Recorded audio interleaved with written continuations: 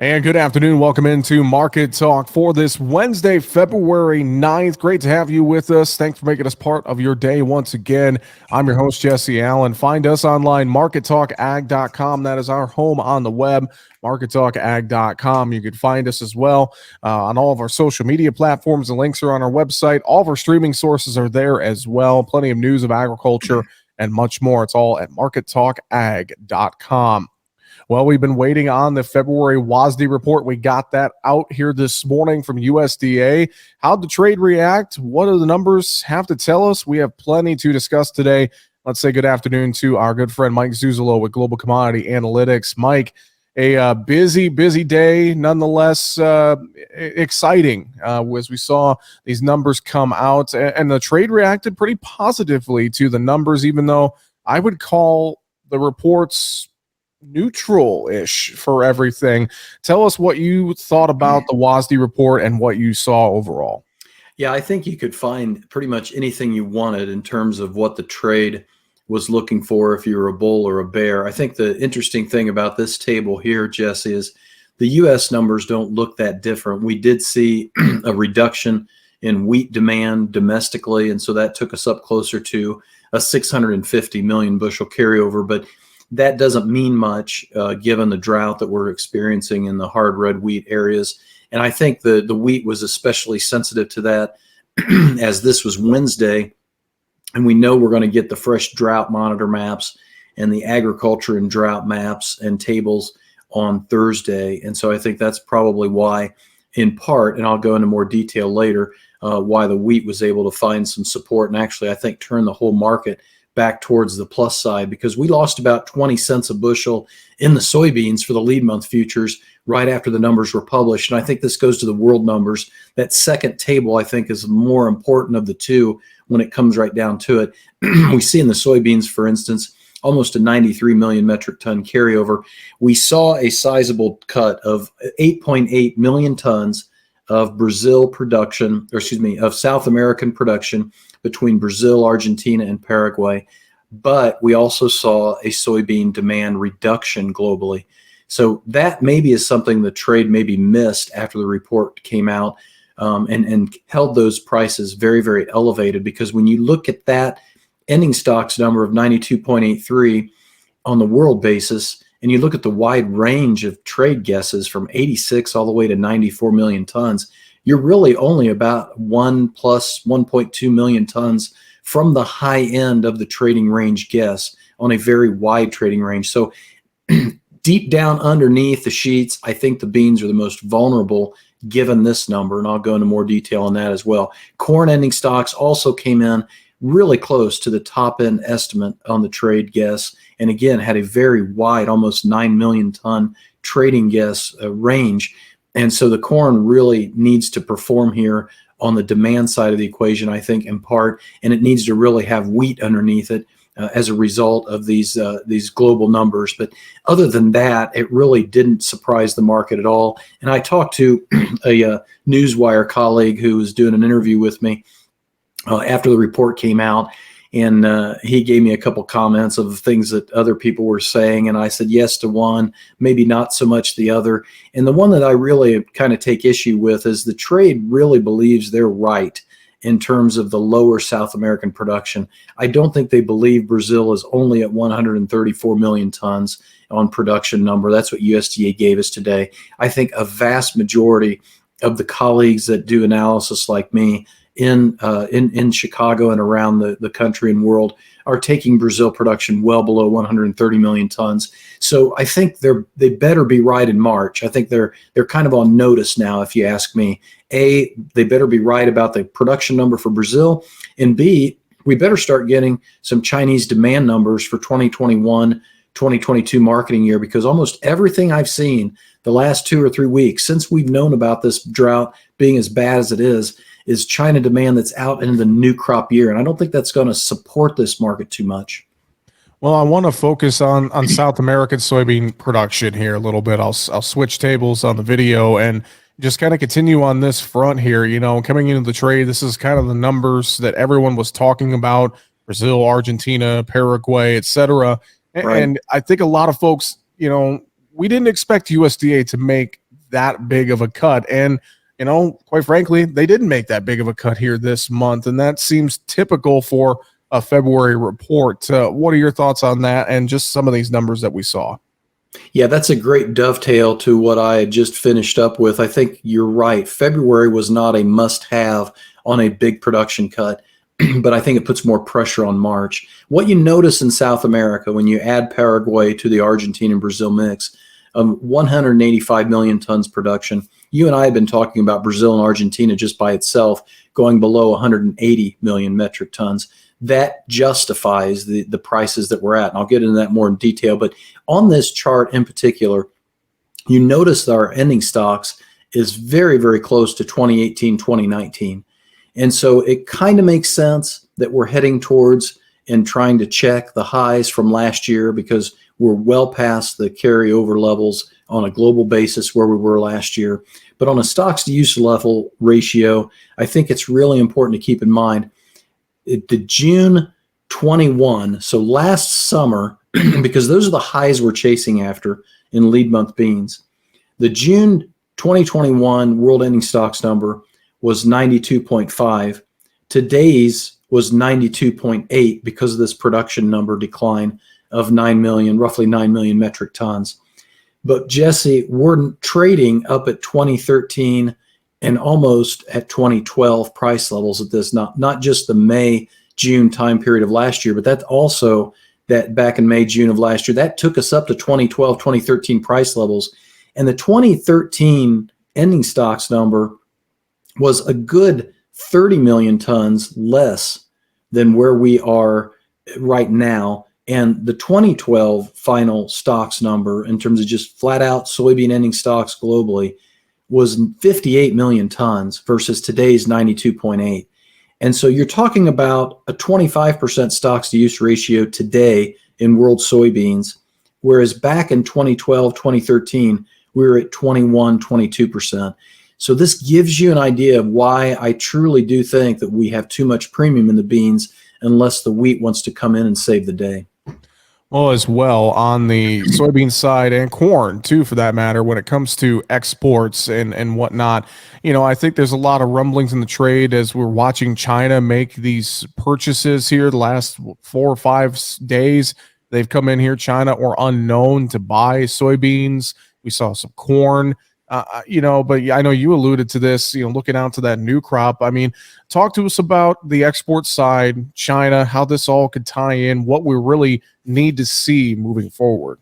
Yeah, that's a great question because, you and I have been talking about the demand side of the market because all we focused on really is weather and supply, and rightfully so because it keeps changing and dropping and changing and dropping. But we've never been able to get an idea of where we were on the demand side until we get the next WASDE report. Well, we've got it. And we got the updated U.S. trade balance numbers in agriculture from the ERS today, the same day as the report. And these are the numbers from ERS USDA in terms of volume sales. And this is where the higher price for the grains really shows up. We've really been knocking it out of the park on a year-to-date basis in the corn, but the soybeans and the wheat have really suffered.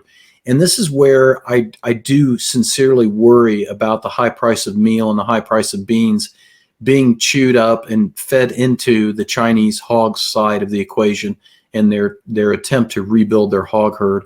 And USDA did cut back on the total demand in soybeans. Their export number on a global basis was down about 5.7 million tons for the month of February's report versus January.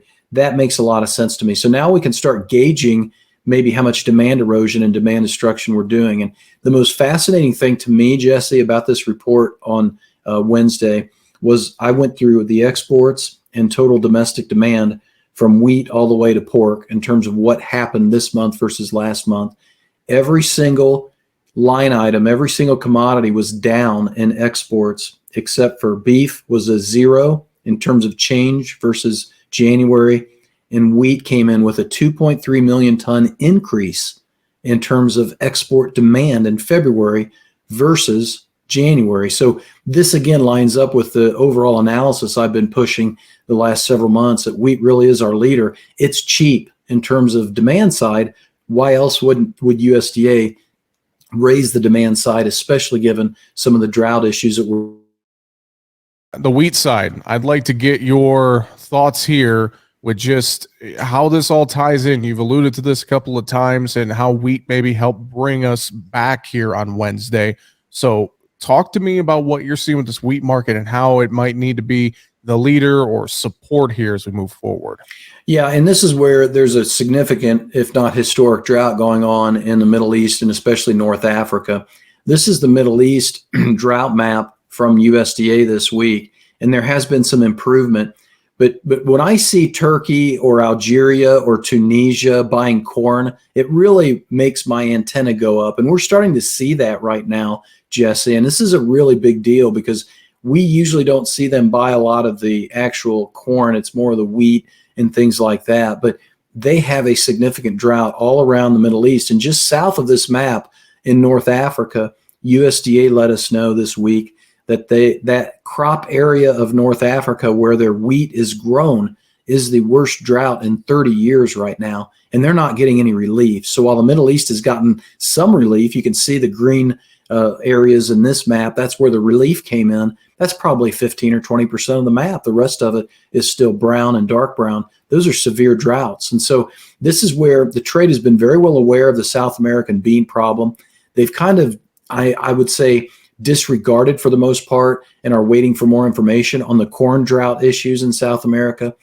And they've looked at the wheat situation with the Ukraine and Russia conflict, but I think they're totally walking past this issue in the Middle East and North Africa, and that this could be the big reason, along with our U.S. plains, why the wheat takes over and leads. And I'll ball us all up into one thing.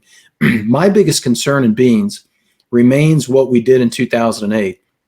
After Wednesday's rally, new crop November beans got within 2 cents, less than 2 cents, of the high in February of 2008 of 1440. That's the only time other than March of 2008 we've been this high, and that goes all the way back to the 80s. So we are literally living history right now in new crop bean price rallies right now. And what I looked at in February of 2008 was we made the January low of about 1190. And then we shot higher in February to 1524 in 2008. And then we made a March high of 1571. But by the time we got to that March high of 1571, by the time we closed March out, we were back down to 1197. So we went 70 to 75 days sharply higher. And then within 15 to 20 days, we took the whole rally away. This is the environment I'm worried about. And that's why I like hedging. Now, I'm only 30% hedged in new crop beans because I didn't want to hedge anything unless we closed below 1165 before this report. So I'm really eager to push these hedges, especially with this base price as high as it's getting. A lot of things to consider. We'll watch very, very closely here as we move forward. I think it'll be key to see how the markets react in the overnight into Thursday and Friday as well. How do we close the week now after we have this report in? I think that will be very key, Mike. Yeah, and that 770 area in March soft red wheat is a really big number for me because that was the Globex low in the day trade as we got into the pre-report time period. But you're right, because we're right on the cusp of getting the baseline projections by USDA. So we're going to start talking a lot of new crop at this point, and we're going to see if the plains gets rains. We're going to see if South America gets rains. And another week from now, if they do or they don't, could mean a whole nother leg up or a real significant correction potentially.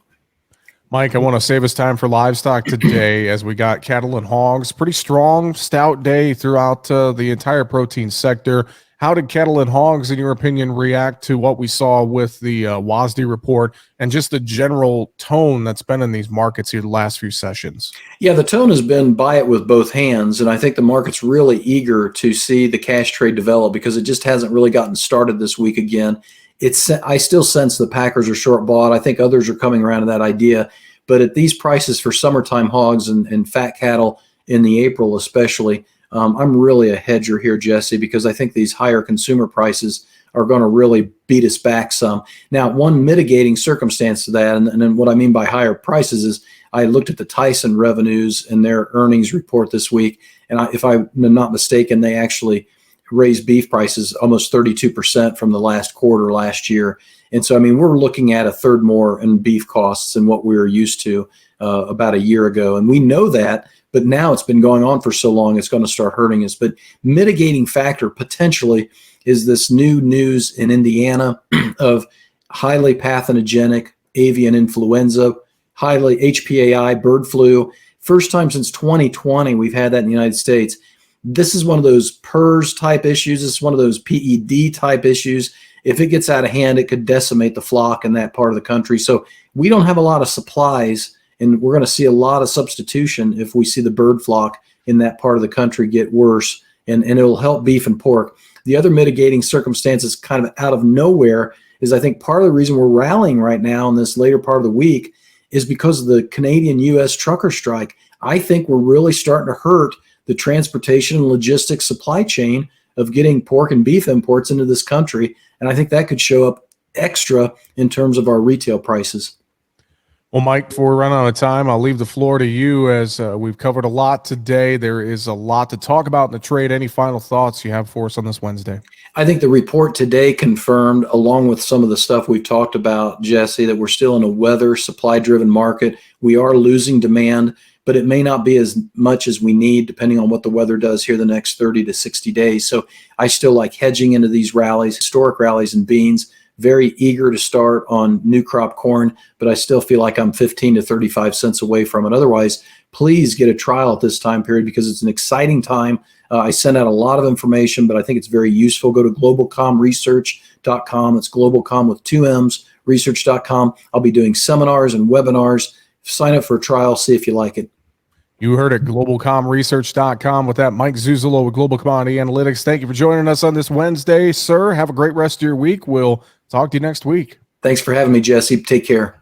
Mike Zuzolo, Global Commodity Analytics, joining us today here on Market Talk. That's going to do it for the Wednesday, February 9th edition of the show. Find us, markettalkag.com. I'm Jesse Allen. Have a great afternoon.